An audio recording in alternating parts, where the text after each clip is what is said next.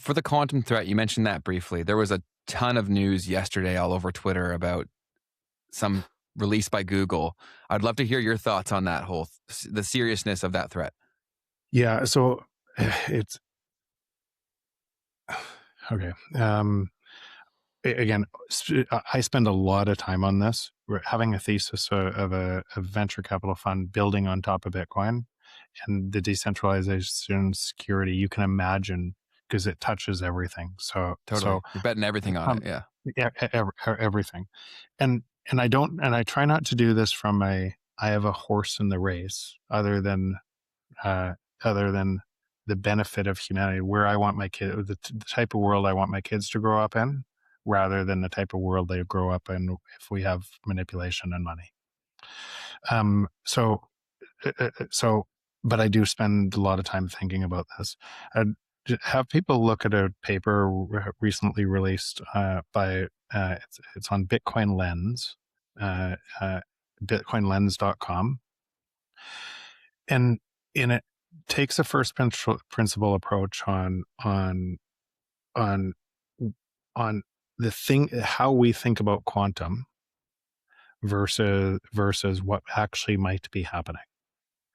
And so and what they believe is that time is emergent from energy turning into information. But we measure everything through linear time. So we think two states can exist at the same time. And the double slit experiment, we're part of the experiment, right? So when you observe it, it only goes through one slit. So so the energy turning that into information is time moving forward. And blockchain Bitcoin is all of the information states, all the potential states of all the mempool collapsing when Bitcoin is mined and turning one system into information, and it can't go backwards. It can't be two states at once. It's the appearance of believing two things can coexist that you think they can coexist, but when you get to discrete time, they can't coexist. So that would be one way. If they're right, it means there's never going to be quantum threat to Bitcoin.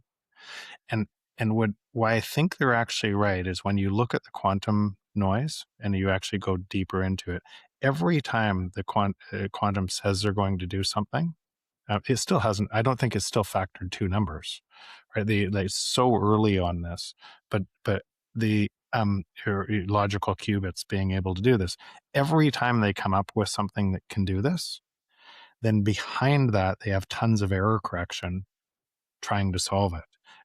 And what I think is happening is they're trying to measure the quantum in general field is trying to measure discrete time through something that you can't.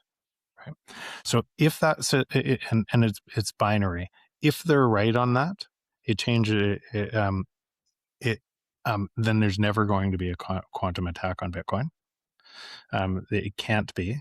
It's impossible for there to be. So now hold that thought and say, what if they're wrong? Right. And so that's one thought. And so we should follow that. So we should really investigate that at a first principle level to see, is that true? Is that possible? Because it changes so many other things. But we're used to living in this world where we trust experts that are constantly wrong, right? We think about what happened in COVID, think about Epstein, think about everything else, and we just keep on living in this world that we keep on trusting the experts, and there's always another thing. So if quantum and the money system was broken, and it had tons of money to try to co-opt this, then there might be a bigger chance of a backdoor being implemented into quantum threat. Fix it quickly, because quantum risk is real. Everybody's going to lose their money. If that was real, think about the risk to your bank account, nuclear codes, everything else that is protected by the same quantum. Okay, but let's put that in a box and say that is one potential that there is never going to be a quantum risk, ever. Bitcoin is the first quantum computer that ever existed. And people should take that down and do their own research on that. Could that be true? Now, let's say there is a quantum risk. The nodes control Bitcoin. And so what you would do is the same other piece of work that's happening right now is making things quantum resistance in case that. And there's a whole bunch of Bitcoin improvement protocols that are currently going through the work that people are objectively looking at and reviewing and reviewing and viewing to ensure it would be quantum proof before that happened. And so, like I said, when I run a node, of course, I'm watching the entire landscape of all the noise, all the signal and everything else to what should I do to upgrade my node if I need to upgrade my node at a certain time to make sure that Bitcoin is resistant. Hey, you made it to the end of the clip. That means you're probably enjoying this. And if so, just know that you can catch us live every Tuesday and Thursday at 12 p.m. Eastern. And if you want to see the full version of this episode, you can click the link in the description down below. Otherwise, YouTube thinks that you will enjoy this next.